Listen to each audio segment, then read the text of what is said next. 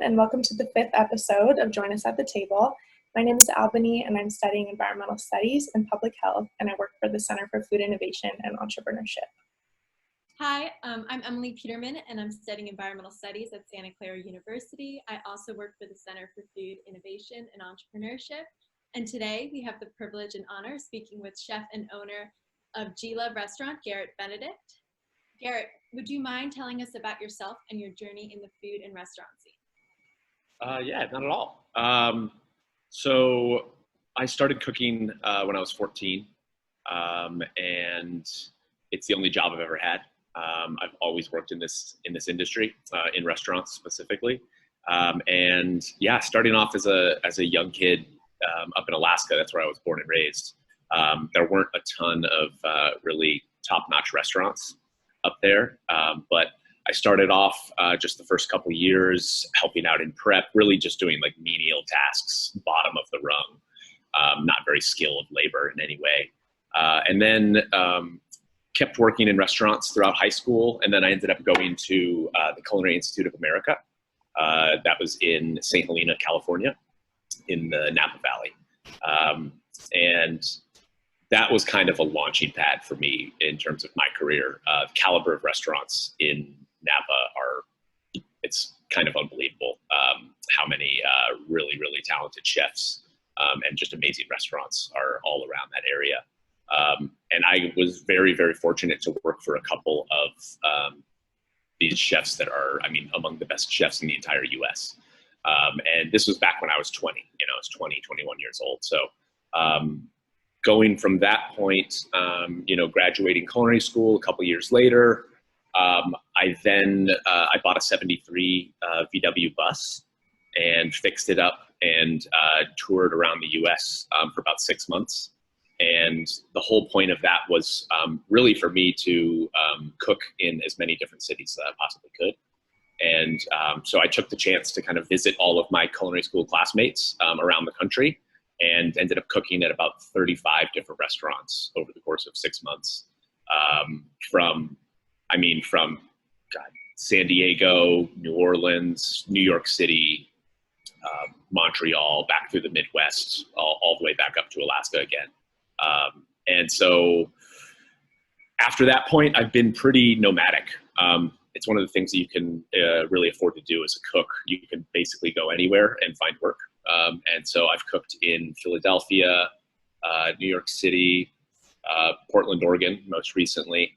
And yeah, about 8 years ago, my folks bought a 23-acre farm, and I moved out from Philadelphia to Oregon to live and work on the farm. And kind of that whole process really started planted the seed for me of eventually opening my first restaurant in Portland.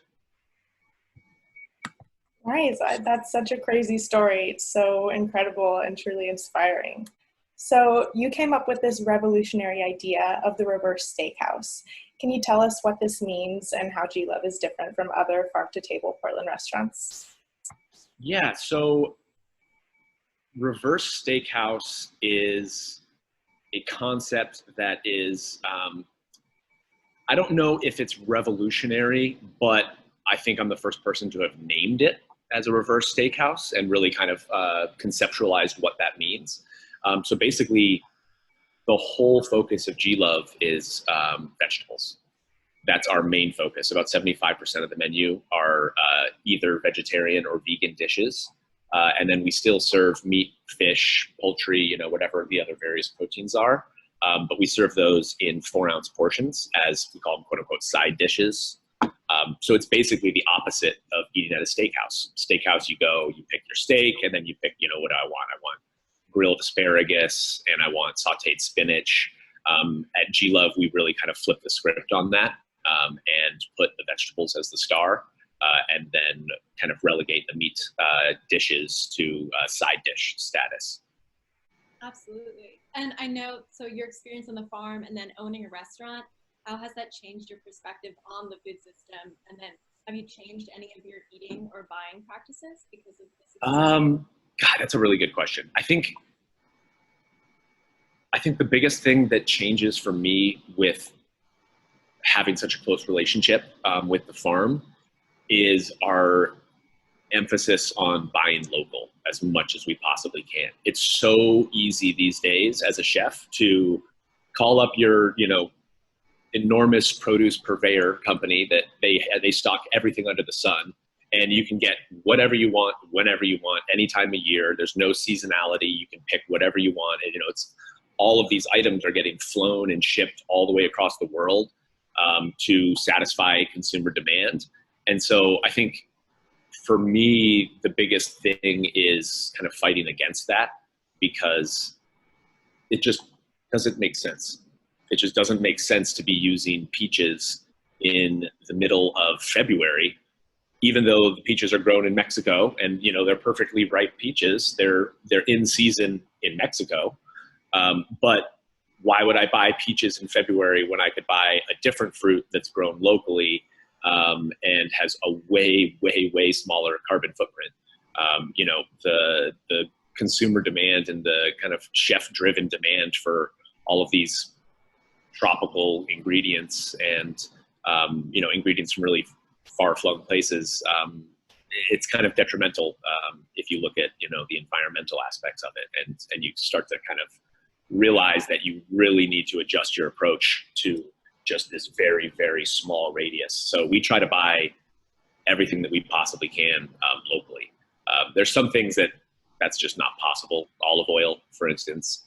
But, we're not out here, using peppers and peaches and tomatoes in the middle of the winter, because it just doesn't make sense.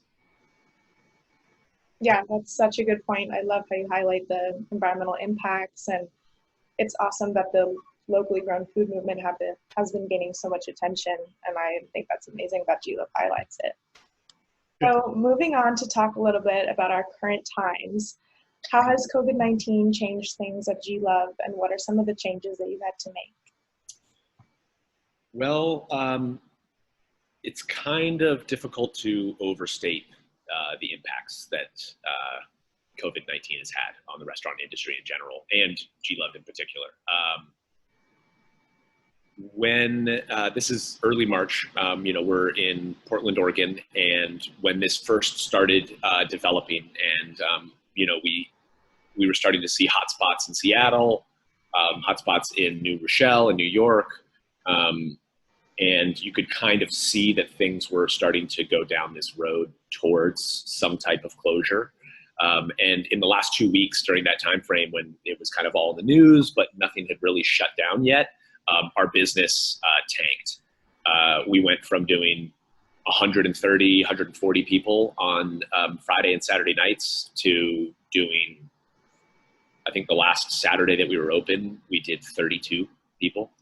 And then the last Sunday that we were open, we served 9 people dinner. And normally we would be doing at minimum 100. And so that last Sunday, before the governor of Oregon, Kate Brown, formally shut down restaurants and bars for dine-in service, it was kind of already clear for us that something very, very bad was happening to the restaurant industry. And so then when we got the formal shutdown, the next day I had to furlough all of my hourly employees. So fancy word for fire, basically. But yeah, so I had to lay off my 17 hourly employees. I was able to keep on just the management team. So it's myself, my 2 sous chefs, my general manager, and my bar manager. And we basically instantly pivoted to takeout and delivery. But the really, really difficult thing about that for a restaurant like GLove, or a small restaurant that isn't accustomed to that, delivery and takeout wasn't part of our business model. And so no one knew us for that type of food. And so it was very slow going for us in the beginning, kind of pushing the information out there and kind of letting people know, hey, GLove is still open, because, a ton of restaurants just closed down altogether. But kind of, getting the marketing out there that we're still open, that we're serving our food as takeout and delivery orders. And really trying to push those sales as high as we can has been our main focus over the last 2 months now. But even with all of that work that we've been doing, our sales are only about 20% of what they used to be. So for us, the present climate is more about minimizing damage than being profitable or successful in any way. There's no restaurant right now that's making money. It's not a thing. And so we would actually lose less money if we had just shut down altogether per month than we would if we have stayed open. And we made the choice to stay open to, number one, support our community. Going to the grocery store now is kind of a nightmare. All these people who don't cook for themselves on a regular basis are forced into this position where they have to learn how to cook or order takeout. And so we wanted to kind of support those people, give everyone in our neighborhood a way to support us as well. Because frankly, without our neighborhood and without the clientele in the immediate surrounding area, there's no way that we'll be able to make it through this. And so, we haven't shut down at all. We've stayed open the entire time, which, I mean, there's two sides to the coin. I've lost more money doing that than I would have if I had just closed. But I think that the benefits in terms of, customer loyalty and supporting the neighborhood and the community and honestly supporting the supply chain. That's the scariest thing about this for me, is that our sales are 20% of what they used to be. So it goes to reason that our purchases are also 20% of what they used to be. And so it's not just restaurants that are suffering. It's fishermen, it's farmers, it's, all of these different purveyors and producers that supply restaurants and rely on restaurant purchases. We haven't purchased a bottle of wine in the restaurant for 2 months. And that's devastating on the wine industry. Restaurants make up the bulk of a lot of wineries' sales. And so I think restaurants have gotten a lot of the spotlight in terms of an industry that's really, really suffering. But it's also everyone else that's connected to restaurants who are kind of in the exact same boat. So staying open was kind of a no-brainer in that sense. We're going to try to keep things slowly moving as much as we possibly can so that the entire system doesn't shut down entirely, which would be obviously catastrophic. That is really hard. I'm glad you guys are staying open though and supporting your community. That's great. And I know that a lot of farms right now are struggling with having excess food because the restaurant orders aren't being filled as usual. So I'm sure that they're really Yeah. I mean, it's kind of a no-brainer for me. I don't really understand all these other restaurants that just threw in the towel immediately and closed down.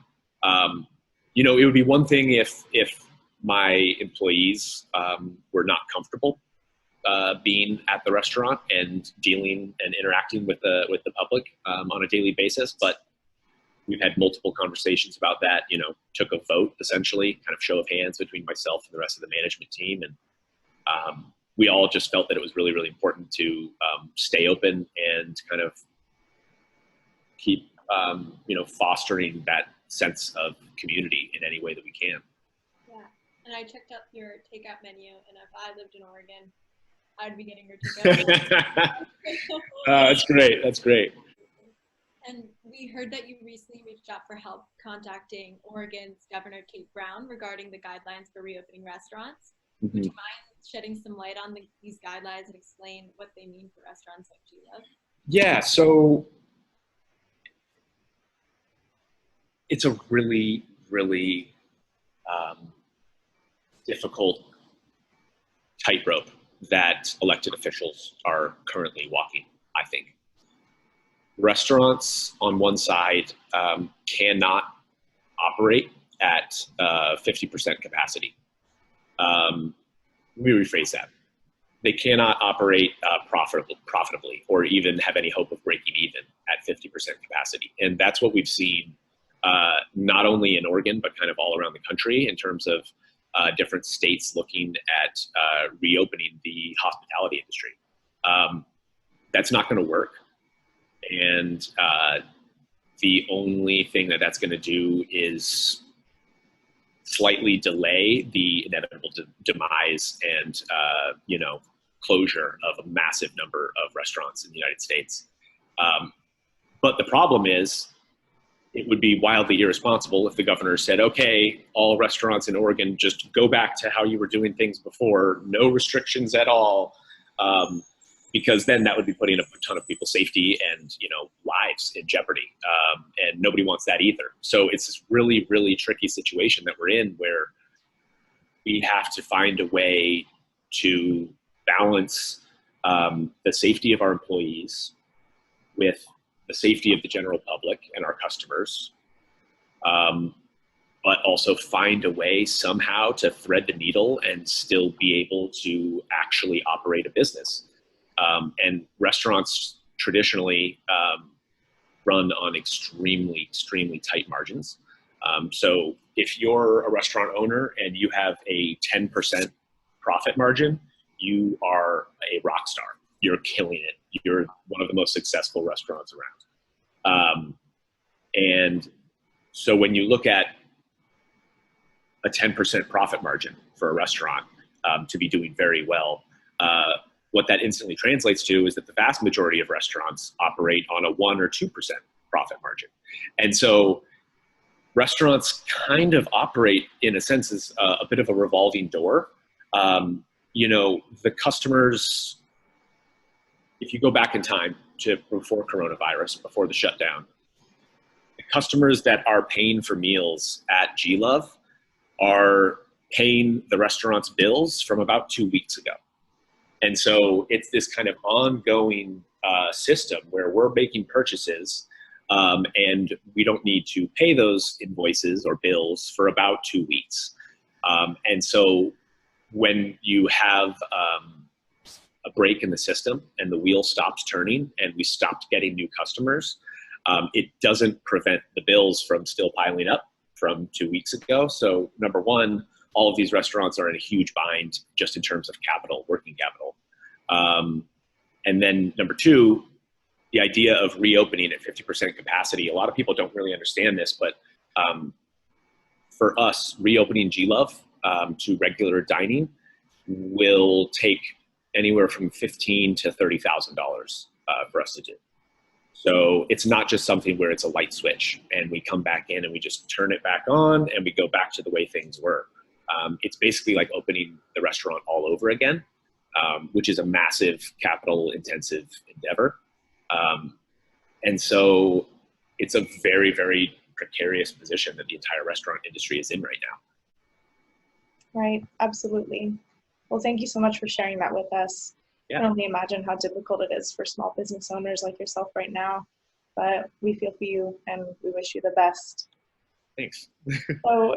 So closing up, do you have any final words of advice or anything for people potentially interested in entering the restaurant scene? Yeah. So